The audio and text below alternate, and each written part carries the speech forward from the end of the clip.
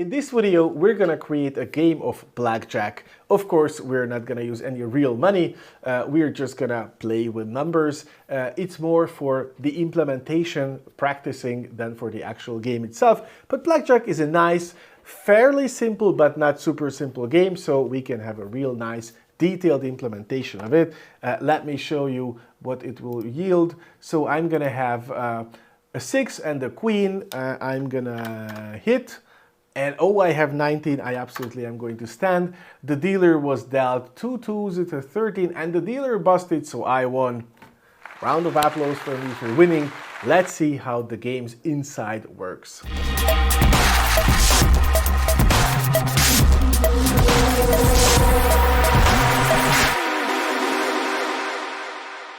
So, for card games, the first thing that we absolutely get done is get a class of cards, okay? I'm gonna create a new folder for this because I feel like we're gonna have multiple modules and it's better if we have a little bit of order. So I'm just gonna create a folder which is called, not there.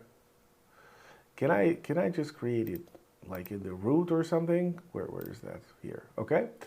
I'm gonna call this card games, okay?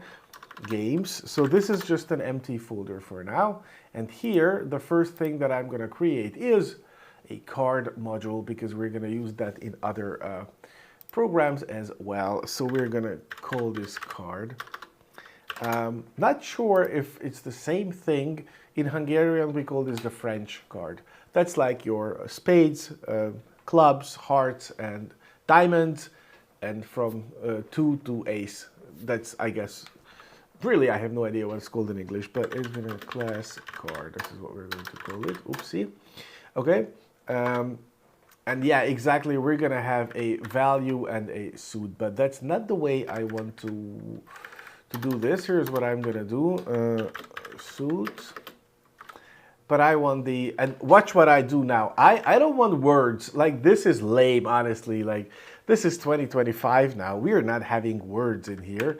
Let me, we need the Unicode symbols for the suites, right? And boom, immediately I have it. So what I did, and I strongly suggest whenever you're stuck with something, you do the same. You just go ahead, make a comment on what you actually want and let the AI do it for you.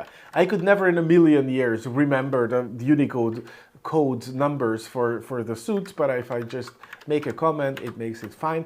And since I played bridge in my youth, which was a long time ago, the order is always spade, hearts, diamonds, and clubs. That's the order in which they are in bridge. So yeah. And then values, same thing with values. Of course, that gets auto-filled. And then the string will definitely change because we're just going to say, I let it figure out. Self got sweet. Note, however, that in Cursor there are two different kinds of suggestions. One type of suggestion appears with these kind of faded letters, and the other one appears like normal syntax highlighted Python code. The reason for that is they are not being generated by the same LLM. These colorful ones are generated by Claude, and the dim ones are generated by Copilot. I have both here, so for historical reasons, to be fair. Okay, brilliant. So now we have a card that actually represents itself in a really nice and pleasing way, okay? And this is something that we are just gonna import and use in all our other card games. Makes our life a little bit easier, okay? And there is another thing that we might want to do though. Oh, it's fine. It's fine the way it is now, okay. Okay, let's go ahead and create our blackjack game, okay? Blackjack. Okay, brilliant. And this time, I'm not going to create a function-based implementation and then switch it over to a class-based, which we could do, of course, but this time I'm going to start with a absolutely class-based implementation. You see this dim text, this is Copilot. They both have their pros and cons, so no. Okay. And look that it immediately knows that we want to use the card, which is absolutely the case. So from card, we import card. We just to mention this thing. We can import entire modules. Like I say, import random. That's a complete module, right? Or we can import specific functions from that module. And in this case, we will say from random import, and let's say, yeah, shuffle or whatever else function we need. We have used randint in other videos before, so maybe we can do that, right? So that's the syntax to import not a complete module, just some things. But the advantage of this is if you import it with the from keyword, then you do not have to specify the module that it was in. So look, here I'm just using card. I don't have to say card.card as I normally would. So if I say, just to make the difference clear, if I say import random, and then I would say random.randint, right? That's what I would have to do. But if I say from random import randint, then I can remove the random part before and just use randint. Okay, so that's the difference between the two. That's kind of important to clear it out. Okay, I'm thinking maybe we should have a deck because why not, right?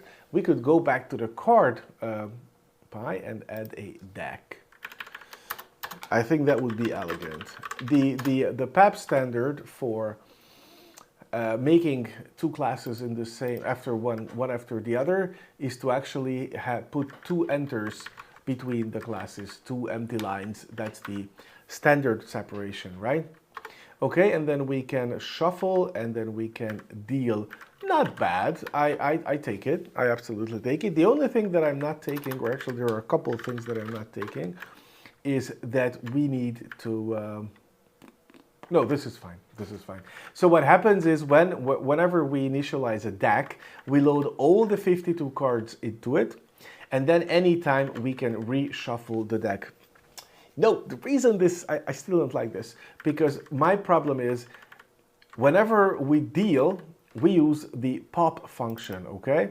And the pop function removes that element, okay? And when that element is removed, it's no longer there, so no matter how hard we shuffle the deck again, it will not come back. So we need another function, or actually we could just start a new deck. Well, okay, fine, we'll just start a new deck. Okay, I have imported run, that's fine, but there is a very important thing here that we need to talk about. Look at these square brackets. What on earth is this? Square brackets indicate a list in Python. And the list really is the most flexible thing that you can think of. It's literally what it sounds like. It is a list of elements. Let me show you super quick and absolutely on the side what's the first thing, an example of a list. Sorry for interrupting myself. I do that all the time. Sorry about that. So, you know, I'm a father of two. I have a wife and a dog and a household to run. So what is the first thing that pops into your mind when you hear the word list? It's a shopping list, right? Like a grocery shopping list. So we're going to do that just to show you what a list looks like, okay? I'm not gonna do any class here, nothing fancy. It's just a short explanation. So I'm gonna do shopping list, which will be an empty list, and then I'm gonna add elements to it. You know what? Let me show you how we can initialize a list. This now is an empty list. It has no elements inside. But I could actually say there are some things that we are buying every single day, like milk and bread, right? We need that at all times. Brilliant. Okay, milk and bread. This is the way to initialize a list. You can just essentially list the values that are in here. Now these are strings. You can have arbitrary things in here. You could have a number. You could have a date, date time now, doesn't matter what it is. You could have anything. You could even have a list in here. You could have like a list of something in here and something else, right? So anything can be in a list, and you don't have to keep them uniform. You can vary the elements. Whether it's a good idea or not, that is an entirely different slice of bread. But yeah, that's how it works. Even though the list is a data structure, it still has methods. So secretly, we realized something that is very important in Python. Everything is an object. In Python, even a simple string is an object. A list is an object. We will learn later stuff. They will all be objects. Everything in Python is an object. And since it's and when I say object, I mean instance. So there is a list class, which is the foundation of Python. And the list class has instances, and this is how you instantiate it. So this is a list class instance, okay? And that has an append function, which is very easy to guess. Whatever you give as a parameter to the append function, it gets put into the list. It returns nothing. And this is very important and a little bit hard to understand, okay? So bear with me for just a second. Lists are something that we call immutable, which means that whenever I say, let me show you an example on what I mean by that, okay? I'm going to create a dummy function which gets a number as parameter, and it returns, and it says, wait a second, number plus equals 1. It increases number by 1 and then returns the number, okay? And what I'm going to do is I'm going to print the number inside function is number. And then I'm going to say my number is 2, dummy my number, and then print the number outside the function.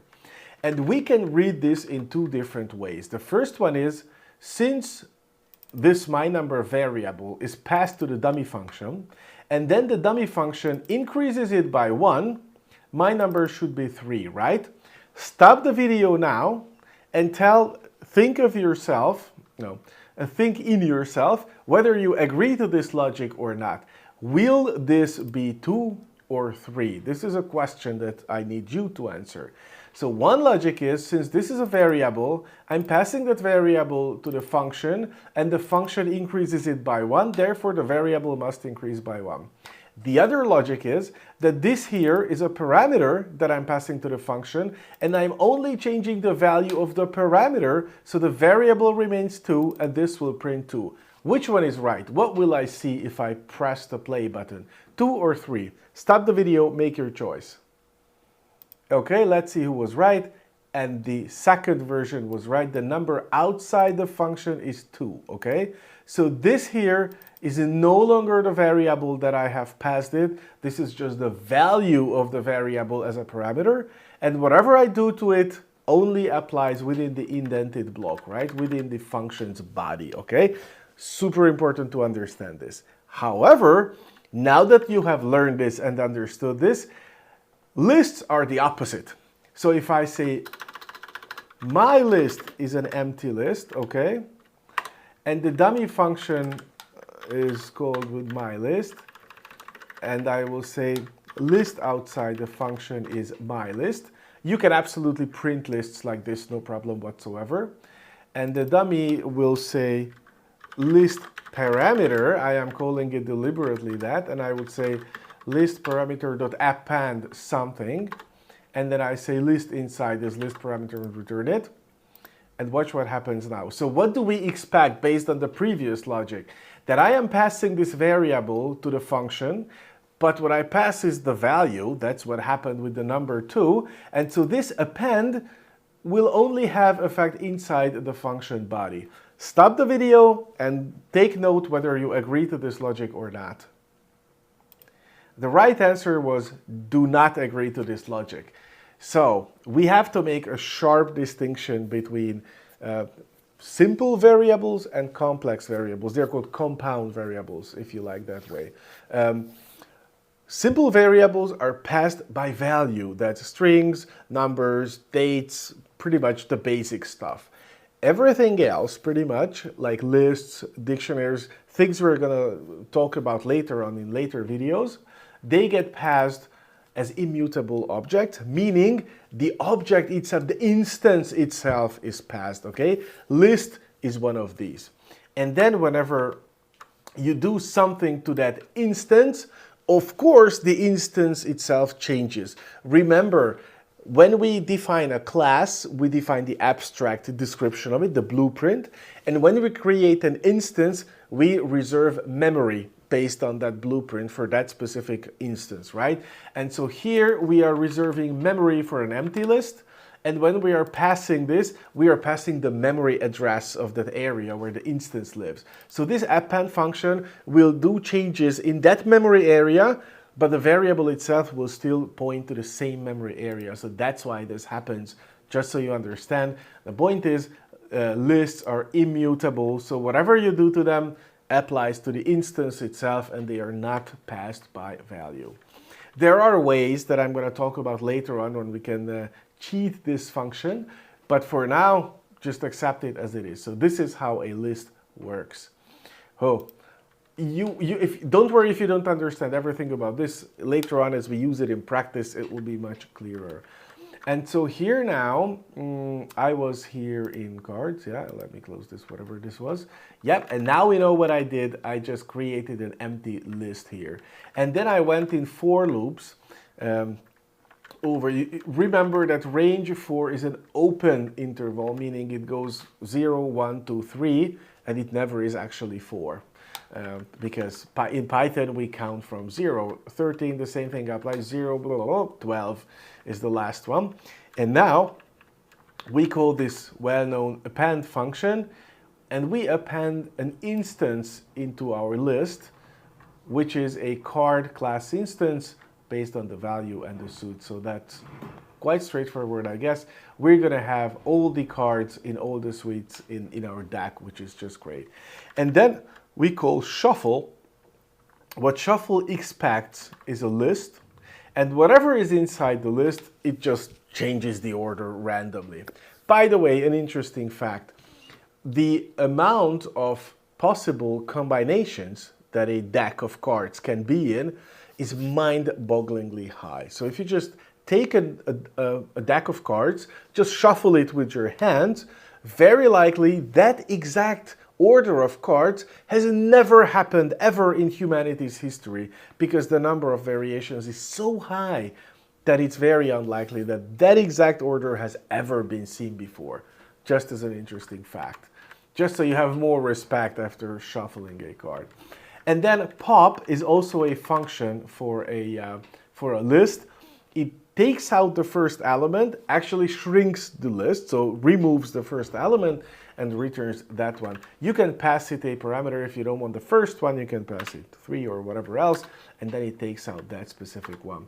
And let me add the string, which is just a,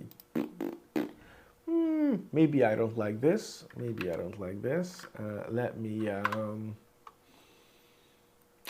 me do a join here, okay? We have not learned this, but let me tell you what I'm gonna do now. I'm gonna take an empty string, which is just a space, and guess what? As I have said, everything in Python is an object, or an instance rather, and a string is also an instance, okay? We have not talked about this so far, but it is an instance, and therefore it has methods. And one of the most interesting methods it has is the join method. The join expects a list as a parameter, and just does this, takes the first element from the list, and whatever the string was, copies it after, and it takes the next element, again the separator string, and then the next element separator. So basically, let me again go back to this shopping list thing. In order to display a shopping list, I'm gonna just show you this. This will be my separator string, and I'm gonna join shopping list on this. And this will give me a very nicely formatted list of elements, each separated with a comma, right? So that's kind of a simple way to format things nicely, okay? Just get used to it. It looks weird for the first time maybe, but just get used to it, that this is how it works. Awesome, okay. So yeah, and then we go through this. I am not gonna tell you what this is. I'm gonna keep this as a secret. Just accept it for a fact now that this works. You can see that it's a for loop, but it's a weird for loop where you don't actually have, and I'm not even sure if this is syntactically correct. I think it should be this way, yeah. We will talk about this a little bit later on, okay? We don't need to know this right now. Excellent, okay. That's another special ability of lists that we will talk about later on. Cool. So now we have this, and now we are not going to do this, import card, and then I'm also going to import the deck. So the from keyword works with multiple classes without any problem. And then what I'm going to do is instantiate the deck and then shuffle the deck. Look how simple it is. Looking at the deck class itself, it's not a big class, it's like 20 lines. It's rather easy to understand what's happening because it instantiates cards. Cards are also quite simple to understand. They just have a suite and a value. That's all they have.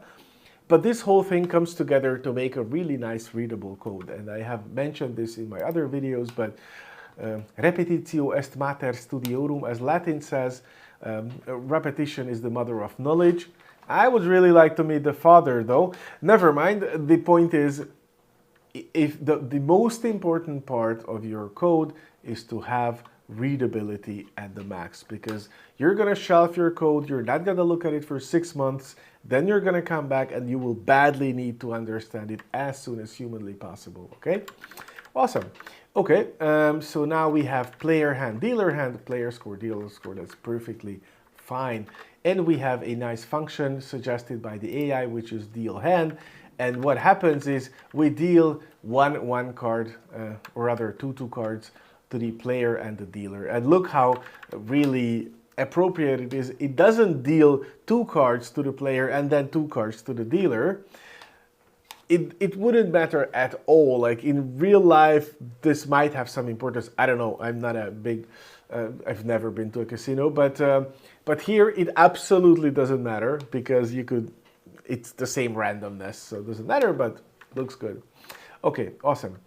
This is actually not the way I want it, coming to think about it, because here's the thing. No. It's let me call this begin game, okay? Let me call this begin game. And in begin game, we're gonna have all this stuff. So player hand, actually all this, I'm just gonna copy this whole thing all over, which means I'm not gonna copy it, I'm gonna move it, and then init will call begin game, right? Self.deck can be deck, and then self.begin game, right? In order to avoid duplication of anything, whatever, basically. Why am I seeing so many problems here? Unused card, okay, that's fair enough. Now we don't need the card because we're using deck, and deck will instantiate the cards. And that it's not a disaster if you have unused imports in your code, like who cares? But on the long run, it could have some bad side effects. So I personally absolutely prefer to remove unused imports. Also, it's standard, but who cares, right? Yeah, and now we are actually beginning the game by dealing 2 cards to both the player and the dealer. Okay. Yep, let's get the player move. That's a good idea. This is absolute garbage, needless to say. I will say player move is the usual stuff. I'm going to make an absolutely invalid move here. And while the player move is not valid, I'm going to keep on repeating the whole question. This will ensure that the player will either hit or stand. Hit meaning get another card, stand meaning stop right there. Okay? And then the dealer move will be a whole lot easier because the dealer will be done by the computer, obviously. So that's the point of the whole game. If dealer score is less than 17, then the dealer needs to hit. And if it's equal to or greater than 17, then the dealer needs to stand. That's the official casino rule, okay? So this is not something the AI made up. This is actually true. Okay. And I might do something differently a little bit just to make our code readable on the long run. I'm gonna create a make a player move, okay, self, and I'm going to do this. Player move equals, what does it equal? Yeah, it equals hit, yes.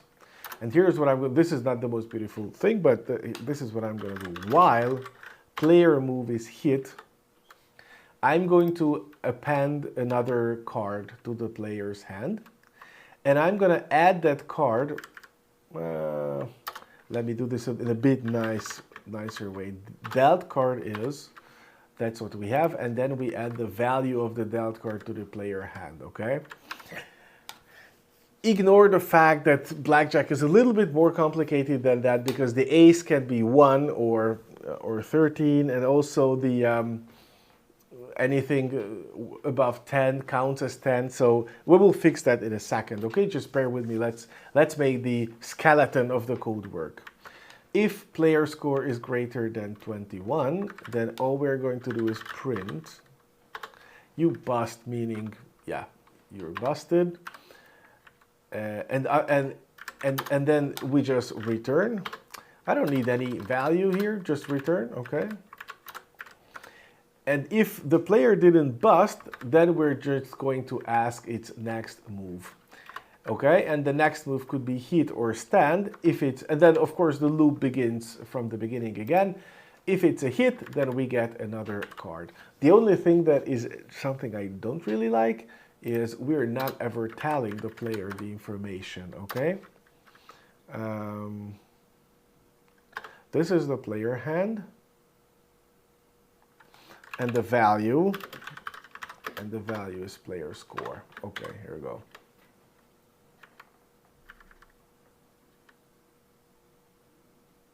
Why is this wrong? This is wrong.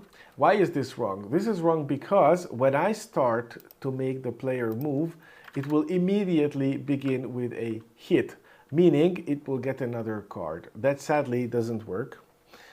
I don't want that to happen. I need the player to actually have a decision whether they want another card or not. Tell you what I'm going to do. I'm going to cheat a little bit here and change the order of events. I am going to go ahead and only give one card to the player when the game begins. And then when the player makes the move, they will get the next card, okay? And I know for sure that after getting 2 cards, the player cannot possibly bust. So I am safe to put it here, okay? This is very implicit logic, and so I'm gonna make a comment about it here. We only deal one hand to the player. So when they make their first move, they get the second one. Yeah.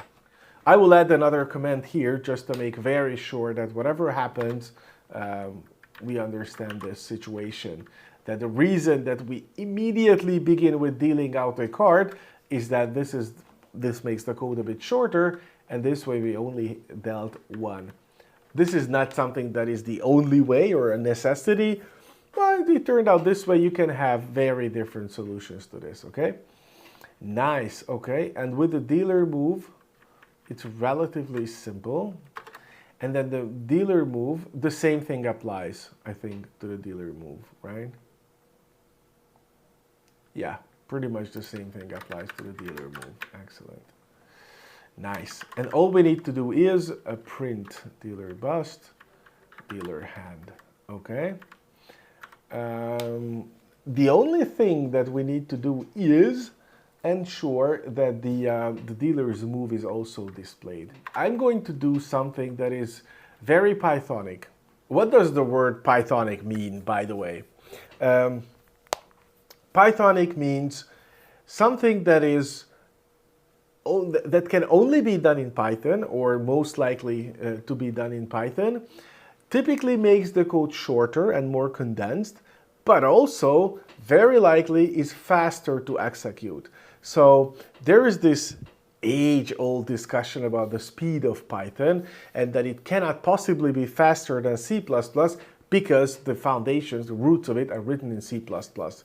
It can be equally fast though, if and only if you know how to write your code in a way that allows for the optimized functions to kick in, okay? And these are called the Pythonic ways. Let me show you a Pythonic way, okay? I am inside double brackets. So if I want to use strings, I can only use single, no, not brackets, sorry, quotation marks. I can only use single quotation mark or apostrophes because I'm inside the double quotation marks. So I'm going to do this hit, and I can do, this is called, I'm not sure what this is called. I call this an embedded if, okay? So say hit if dealer move is H, else stand. This will be either hit or stand. I could, of course, go ahead and come here. If dealer move equals H, then print, blah, blah, blah. But this is more Pythonic, way more shorter, and I think it's more elegant, okay? And so now we would immediately know. And I would actually do the same here with a player move. Print, player move, the same thing, hit or stand. Okay, brilliant. It's just a confirmation. Okay, so now we can make dealer moves and player moves. So now what we need the check winner as well. Thanks AI, that was, I forgot that thing. So if the player has busted, then the dealer wins. If the dealer has busted, then the player wins. But this is a precedence order. So if the player busts, the dealer won, no matter if the dealer busted or not. And otherwise, the one closer to 21 just wins. And if they are equal, then sadly the dealer wins. These are the casino rules. So Blackjack is a winning game for the casino. If everybody plays normally with no cheats and nothing, then eventually the casino will always win. And don't get me wrong, that doesn't mean that you will lose every single blackjack party you win. You will have your ups and you will have your downs. But on the long term, your downs will be a little bit deeper than your ups, and it will be like a chart going down, always just a little bit. So yeah, long-term blackjack is certainly aiding the casino. And it's because of these kind of rules, is that if the player busts, then the casino wins. And this takes precedence, so on the long run this equals out. If in these cases, for example, if both of them bust, nobody would win, then it would not be a winning game for the casino. The same thing like roulette, like if there was no zero on roulette, it would be a zero-sum game. You would win as much as you lose on a casino level. But since it has zero, that's how the casinos win. That's how you have the double zero in some casinos. That means the casino wins more. So yeah. But anyway, and then we have the play game function, which begins the game, the player makes their moves, the dealer makes their moves, and then somebody wins. That's pretty much it. And that's kind of the philosophy that is a good thing to follow, a good approach to take when you're writing your own program or software, is to make the end very simple and readable. If you prepared all your tools, everything that you will need for the thing to work is neatly named and packed and stored, then the actual code itself will be like this, like nothing. And then to understand what each function does, you would also just need to understand small pieces of code. That's the way that you can make your code readable. Okay, but let's see if it actually works, because it might have some bugs. Okay, like for example, did it even run? Oh no, it didn't run. Why it didn't run? Because I only have a class declaration here. I am describing a class, but not actually doing anything. So what I'm gonna do is game is blackjack and game play game. I forgot that slight situation here. Let me play it now. Okay. So I absolutely cannot see what this is because I have a problem with printing the player's hand, right?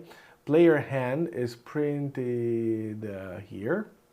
And what we're going to do is, this is a list, right? So player hand is initialized to be a list here. Well, we can do multiple things. Which one is best? Let me do the list comprehension thing that I will explain to you later. And I will go, yeah, this. Okay, so what I did was I went through all the cards in the player's hand. I don't know how many there are, at minimum 2, but it could be up to, I don't know, 4, 6, 5, whatever. And then convert each of them into a string. Why? Because I know that when I convert them to a string, it will be beautifully formatted, because I did that in my in my string class. And note this, I am calling the function str. I am not using a class function. I am using the global function str, which is actually one of Python's built-in magic functions. It turns anything into a string. It doesn't matter what you give it, you will get back a string. However, here I have this underscore underscore str function, and the agreement is that if an object has an str function with 2 underscores, then whenever the str function is called, the str function will invoke this class function to get the string representation of that instance. So this is how it will work. And I have to do the same, of course, with the computer as well. And now the AI already knows what I want, so yeah, should be cool. Okay, let's try again, see what happens, see if it's any better. Ah, ha, ha, way better. So I have the 3 of diamonds and the ace of diamonds. That is actually brilliant. The value is 12, which is blatantly wrong. Again, we will fix that later on, but the point is the value is 12. I'm gonna need some more. Okay. And what happened was, I have no idea what card I got, so we have to fix this. This is a bug. The dealer had, wow, a 5 and a 4 with a value 2. That's blatantly wrong. And they had a 14, and unfortunately they bust as well, so both of us busted, which means the dealer wins. But the values are actually very wrong. So let's figure out why the value is this wrong. I mean, it was expected to be wrong to some extent, but not this extent, okay? So the deck here does value suite. Okay, this here is fine because this is the value of the card, right? That's perfectly okay. And when I am counting the value, how did this happen?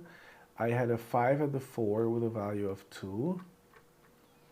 Because, yeah, here is the problem. Dot value. How would this? Okay, so there is. I think we do have one problem. Yeah, we have one big problem.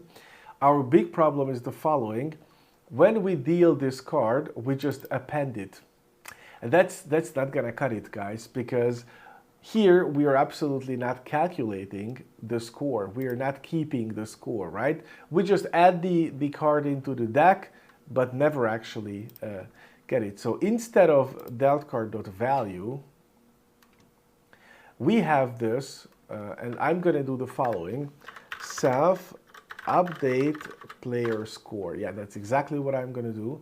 And then I'm gonna come here and of course do the same update dealer score, right? And then let's write these functions. The AI already knows what I want. I don't even have to do anything, but let's verify. It is calling the sum function. The sum function is a really nice one. It expects a list from us, and then it just tries to add up whatever is in that list. It automatically assumes that the values in the list are actually numbers, but if they are not, we just get an error message and we keep on living our lives. For now, this is going to be fine. And now let's go into here, because this is an example that is quite fairly simple.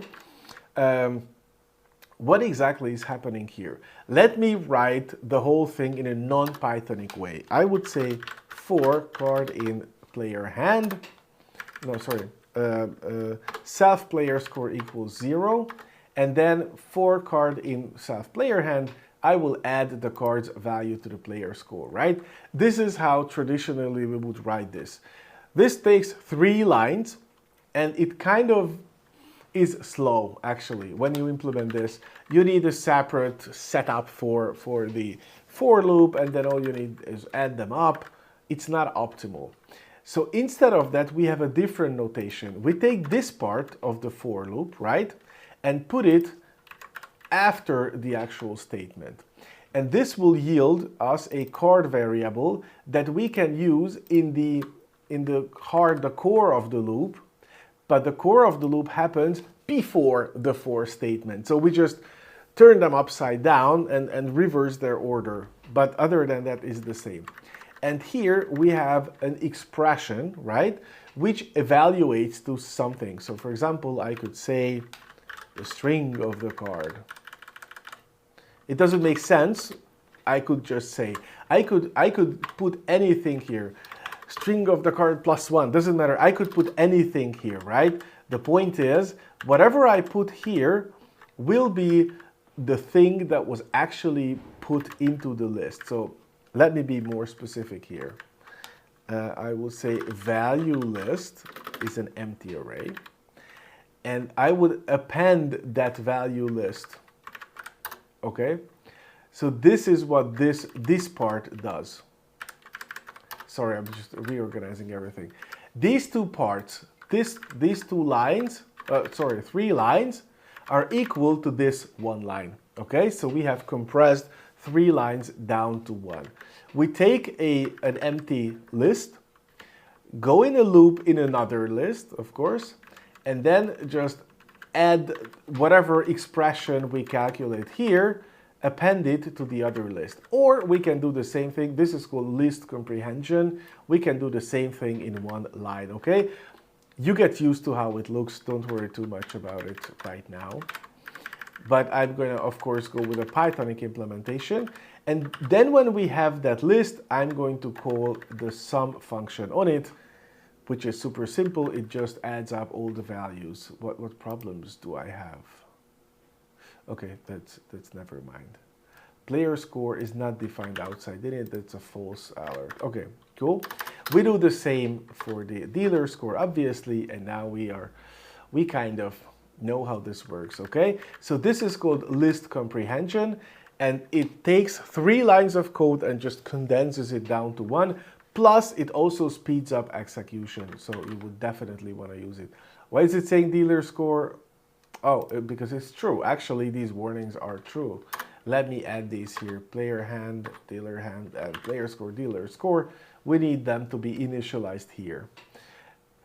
It's a bit of a nuisance, if you like, that I have to define here all the variables that I will have in my instance, and then in the begin game I will override them with the same values. Yeah, this is tradition. Let's just accept this for what it is. And I actually do need to recreate the deck instance here, otherwise the cards that I have already dealt out would be missing from the deck, right? Okay, awesome. And so now what I'm going to have is, after each player move, after a card has been dealt for the player, I'm going to update the player score. And the same thing, after a card has been dealt to the dealer, I'm going to update the dealer score. This is still not correct because I'm using the value of the card's face and I'm not using the value of the card as it's in Blackjack, meaning that for a king, I would calculate 11, whereas the king is actually only worth 10, or the ace, which can be a little bit tricky as well. Okay, but let me see if that improved any at all. Yes, this seems wrong, but this is actually right. Because don't forget that the values begin with 2, but in Python, the element that has no previous elements is not the first element, it's the 0th element. So this is 0, okay? You need to subtract 2. And then if you subtract 2 from the 3, you would get 1, so this only is worth 1. And if you calculate, this is 0, 1, 2, 3, 4, 5, 6, 7, 8, and this is 9, right? So if you come to add this together, 9 plus 1, it's actually 10. So this works perfectly fine. It just looks bad. And these are the cases when you really need to understand what your program does, or else you will get completely confused. Okay, I'm gonna go ahead and hit, which resulted in, I don't know what, because I never saw my hand, I just saw that I bust. Sadly, the dealer won with a card that is actually bust. Okay, let's fix this, okay? Because this, we have 2 problems right now. The first one is that we don't actually see our hand after we hit, so we kind of need to fix that one. Okay, player move. And the reason is when we bust, we don't get, we need here. We need something here. And what I'm going to do is, Yes, the ace can be 1 or 11. That's true. We're not going to bother with that right now, a bit later on. What I'm going to do is I'm going to go ahead and make a function that is called the deal player card. Okay, that's fine. Which means we get the card out from the deck, we give it to the player's hand, update the player's score, and one more very important thing, let the player know. Exactly. But not exactly this way, not a bad message. Player was dealt that card, so now has hand this with a value that. Okay, now this is an informative message, right? And now we are going to do the same thing with the dealer. Obviously, the AI already knows what we want, so we don't have to type anything at all, which is how the AI makes you way more productive, okay? Dealer score is updated. Okay, brilliant. And now all I need to do is deal player card and everything will be just fine. And I don't even need this anymore because I have printed it after the dealing has happened. Same here. Dealer hand is, this can also be removed. Okay, brilliant. Okay, let's go. Let's see now if it got any better. Okay. So I was dealt a 7 of spades, so now I have a 6 of spades and a 7 of spades with a value of 9, for which of course I hit. And I have now 14, I'm gonna do hit again. And unfortunately I was dealt a queen, so I'm busted. And then the dealer was dealt 17, so now the dealer won. Whew, we lost, but at least now it's starting to take shape. Watch what I do next. What I'm going to do next is when I am updating the score, I'm not going to ask for the card's value. Remember that the card is in the deck, and in the deck we have card instances, card class instances. So what I'm going to do is, instead of just taking its face value, I'm going to call get Blackjack value. I will learn to type eventually. Just bear with me. This YouTube channel gets 10,000 subscribers. I'm going to learn to type. Okay, this is the player score, and very obviously the same principle applies to the dealer score. I think you're getting already the sense, if you have watched any of my previous videos, that I am deliberately getting everything duplicated, right? I have a player deal and the dealer deal and the player score and the dealer score, whereas they are exactly the same thing. So I am foreshadowing this, that this will have to be remedied, this situation, and this will have to be remedied by you, dear watcher. Okay, this will be your homework. Okay, and now I need to implement this function, of course, for which I already had some idea from the AI. So if the value is 12, which means it's an ace, then we return 11. If it's a jack, a queen, or a king, then we return 10. Other than that, and this is wrong here, we don't return value. Because remember, the value of this here is actually 0 because it has no previous elements. This is the first or the 0th element of the list. So I actually have to add 2 here. And this is why you have to be careful with coding with AI. While it's brilliant and makes your life so much easier, but it makes very tricky, sneaky mistakes that you have to catch. This was one of those, okay? So now if the value is above 10, meaning 0, 1, okay, I just have to subtract 2 from the value. So this is 9. No, sorry, this is 8, which means it's wrong, right? This is value 12, 11, 10, 9. Actually, it's not good. This was also a sneaky mistake, that the value has to be 9, right? Okay, great, amazing. Now this should be fine now. So if it's 12, which means the ace, then we just return 11 for now. If it's 11, 10, 9, or 8, then we return 10. Otherwise, we return value plus 2. So this will be 7, and then we return 9. Okay, brilliant. Let's see if this upgrade made our lives better. Yeah, I have pushed the play button, but I'm in the card module, and the card module doesn't have any runnable code. It's just class declaration, so I need to go back to the Blackjack module. Okay, excellent. And watch this. It started working magically. Here's the thing. I have been dealt a 6 and a queen, which means I have 16. I'm a brave guy, I'm just gonna hit. And now I was dealt a 2, so now the value is 18. I'm gonna stand right here. Let's see what happened. The dealer had 18 as well, so we were equal. I still lost, but the value was correctly calculated. A round of applause for correct value calculation. Yay! The last thing that we need to do now is to make sure that the ace is handled properly. Because depending on the value, we could have the ace worth 1 or the ace worth 11. And the tricky part is we could have 2 aces in the player's hand. We could actually have 3 or even 4 aces in the player's hand. So we have to be careful with that. We have to be tricky when we evaluate that. The first thing that we absolutely have to do is when we are getting the blackjack value of that card, we need to let the get blackjack value function know what cards the player actually has, right? Because that's the only way that it can determine it. So what I'm going to do here is very simply pass the player hand to that function, and the same thing will apply. Self.dealer hand. Okay, that's excellent. And now I have a chance to go back to card and go to the card got blackjack value, self, and hand. Okay, here we go.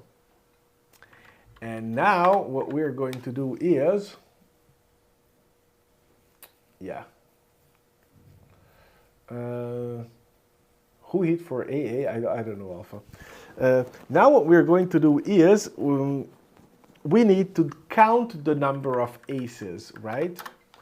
Num of aces is just the number of aces that we have in that hand, right? No, wait, we're getting 1 card's value, and that's kind of a tricky thing. But it's fine. I think it will be fine because, but we don't return that. So then the total, no, the card value, we have to create a new variable for the card value, because the card value, we can't just jump out in the middle and say, okay, now we return. We need to store it in a card value because it could change. And if the number of aces is greater than 0, yeah, this doesn't work. This doesn't work that easy. Now, we had one issue, which was that the aces can be either 1 or 11, depending on how it's best for the player. So here is what we're going to do. After the score has been rawly calculated without taking this into account, we calculate the number of aces that the player has.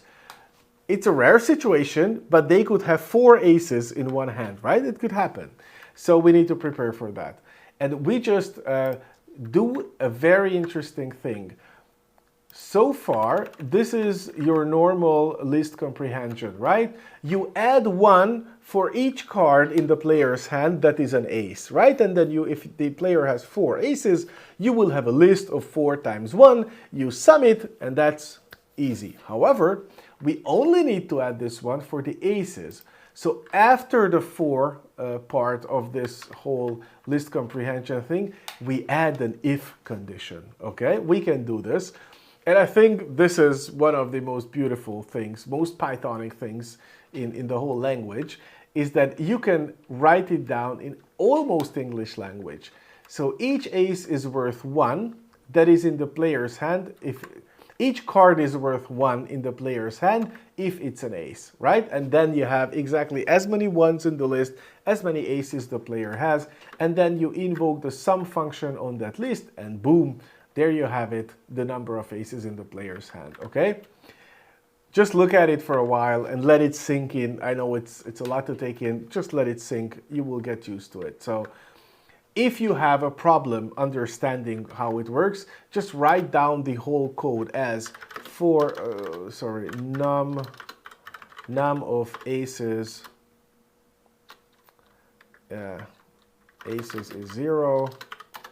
4 card in self.player player hand. I will learn.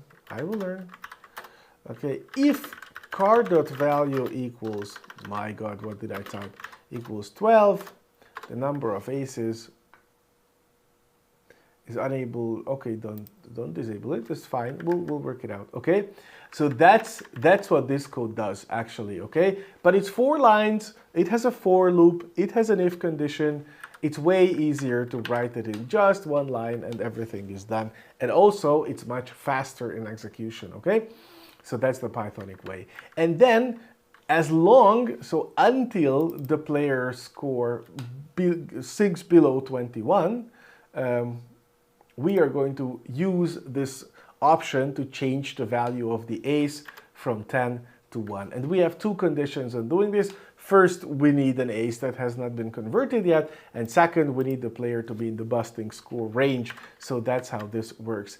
We can try to test this. I'm not sure if we'll be able, because the thing is, we have to have an ace dealt and then get busted. Let me try to do that. Wow, look at this. I have 2 kings. That's unfortunately a stand, but no aces. And then we won because the dealer only had 17. Let me try once more. Okay, I'm going to hit. Oh, wow, look, 21. So I stand and the dealer busted. So I won again, but no aces. So that's the thing. You can go ahead and try it as long as you would like. Okay, now I get a situation when I have an ace, a 2, and a 4, totaling 17. So I'm going to hit now, hopefully bust, and then we will see this effect, this code kick in and reduce my ace back to 1. So I hit, and it happened wonderfully because I got a 6 that would have amounted to 23. But instead of 23, this is only worth 1 now. So I have 3 plus 7 plus 6, 13. It worked brilliantly. A round of applause for the updated value calculation. I'm going to hit again. 21. Oh, look at this. I have absolutely won the game. So yay! Hooray! Winning the game. Okay, there you go. So now we have tested our code and we have actually ensured that the ace is handled properly. This pretty much completes our code for Blackjack. Now comes your homework. In the description of this video, I have put the location of the Git repository where you can find this source code. And you can see that everything I did is always duplicated. And we have discussed that duplicating code is a big no-no. You should absolutely not ever do that. So your homework is to reduce these double functions into just one, okay? So we don't need to have a separate function for the player, separate function for the dealer to deal a card. We can use the same function that just deals a card to whichever player it is. The same thing, we don't need a separate function to update the player score, and the dealer score is the same thing, okay? So your homework will be to actually do that. And I am not going to do this right here, right now. I might do this after the video has ended, and I might put it up at a later point, or I might not. So you might want to do this right now. And of course, if you get stuck or if you have any questions, you can ask me in YouTube comments, or if you are using an IDE that has built-in AI support, you can just, in my case it's Cursor, but the video is not sponsored. You can use whatever you like, and you can just ask a question anytime here. You can go ahead, add your code into the context. In my case, it's, where's the Blackjack? Okay, here we go. Here is the Blackjack. I am adding this to the source code, and you can ask any question that you prefer, and it will help you out. So if you are stuck, go try get help from the AI. If that doesn't work, oh, that's not the button I wanted to press. If that doesn't work either, then go ahead and ask help from me in a YouTube comment. Thank you very much for watching. I hope you enjoyed it, and I hope you learned something, or at least enjoyed watching me make the whole thing unfold. And if you have any questions or comments, then just let me know below. Otherwise, I'm gonna see you in the next one. Bye.